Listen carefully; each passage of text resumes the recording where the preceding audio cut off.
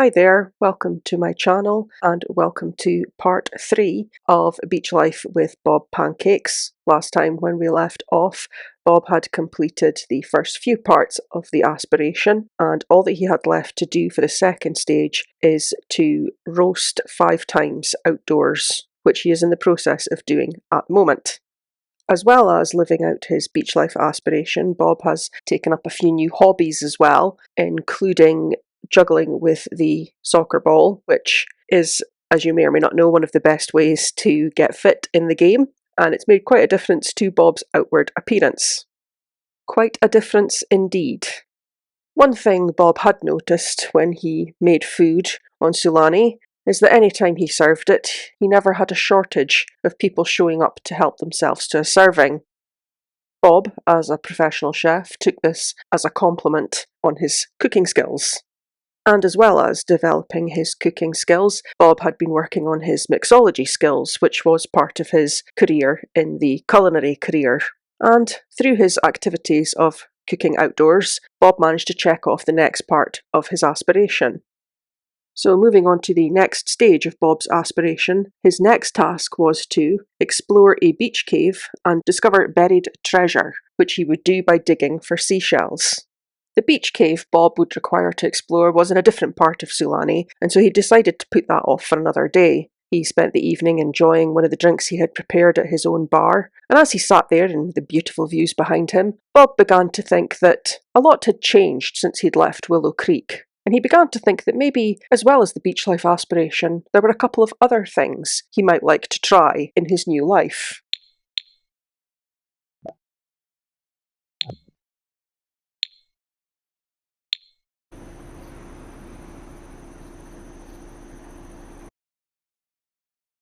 The next morning, Bob duly set off to start exploring the cave in the northern part of Sulani.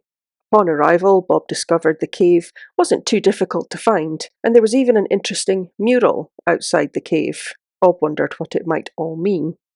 Feeling happy and emboldened, Bob bravely stepped into the cave, sure that nothing bad could possibly happen. As it turned out, Bob's escapades in the cave were a little more eventful than he had hoped for, but it did allow him to check off the next part of his aspiration. He finally made it out of the cave by the skin of his teeth, narrowly avoiding being assaulted by bats. The next task Bob had to complete for his aspiration was to find buried treasure, but as he was in the northern part of Sulani, where unfortunately the beach wasn't quite as beautiful as it was in the part of Sulani he lived, he decided to help with the cleanup, which made him feel rather good. Whilst on the beach, Bob discovered 2 people in the waterfall doing something. Well, they were wearing uniforms and looked like they were dressed like conservationists, and so Bob decided to not ask any questions and best just to leave it at that. And he carried on searching for buried treasure in the sand. After a few futile attempts to find any buried treasure in the sand, Bob decided he would like to build a sand sculpture, and for some reason he decided to do it kneeling in water. After this somewhat odd choice, despite still recovering from a pinched finger and bat bites, Bob made one last attempt to dig for treasure on the northern islands of Sulani, and, much to his delight, he found something, checking off the next part of his aspiration and leading him to the final step of the beach life aspiration.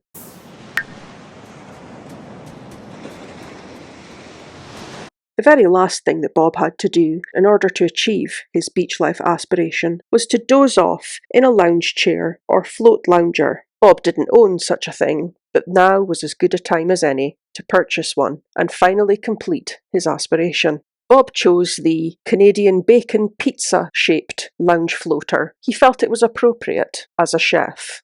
After a hard day of being bitten by bats and exploring caves and tidying up trash off the beach, Bob decided he would try out his float lounger and just relax, enjoying the beautiful view of the sunset from the waters around his own lovely home in Sulani.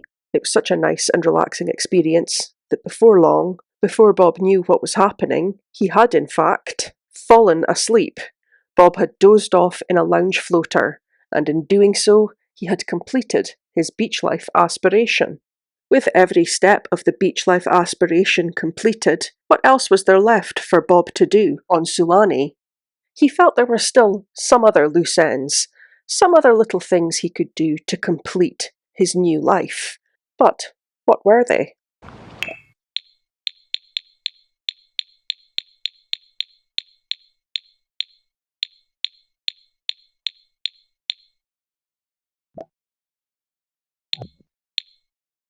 Sulani did have some secrets, some of which Bob hadn't actually explored as part of his beach life aspiration, and some of which he still remained quite curious about.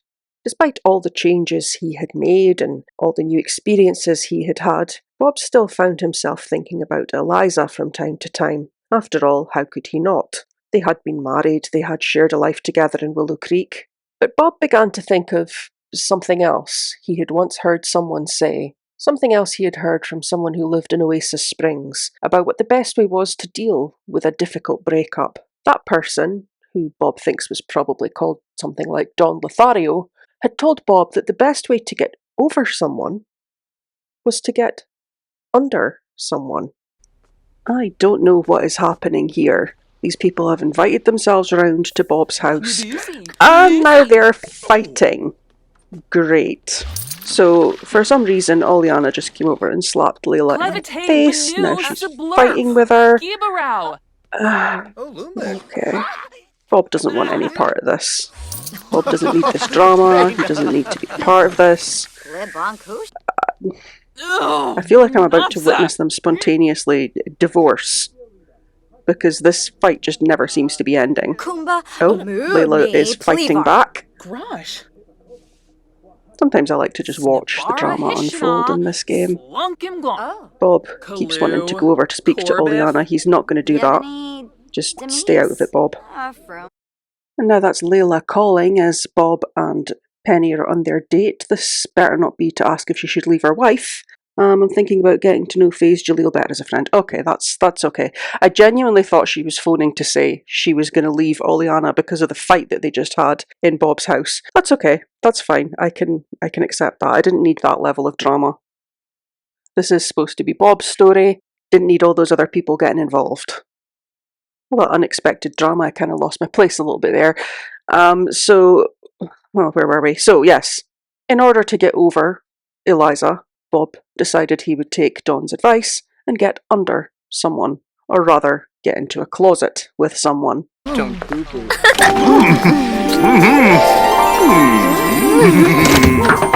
little pop-up there saying Bob is about to woohoo for the first time, and we wonder why his marriage with Eliza didn't last. After his steamy encounter with Penny Pizzazz, there was just one last thing for Bob to try, one last part of the Sulani life for him to experience. And for some reason, eating mermaid kelp made Bob flirty. After eating the kelp, Bob felt compelled to enter a body of water. Following his instinct, Bob went outside, onto the beach, and into the ocean. And as the water level passed Bob's waistline, suddenly something fantastic happened and made him flirty again. And Bob became a mermaid.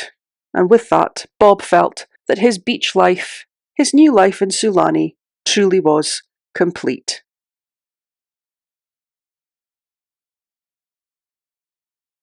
As Bob trolls the forums, our story comes to an end. Bob has moved to Sulani and fulfilled the beach life aspiration, and become a new man in the process, with lots of new experiences along the way. Thank you all so much for watching, and tune in again for my new series coming up next, which will be about the city native aspiration. Thanks again.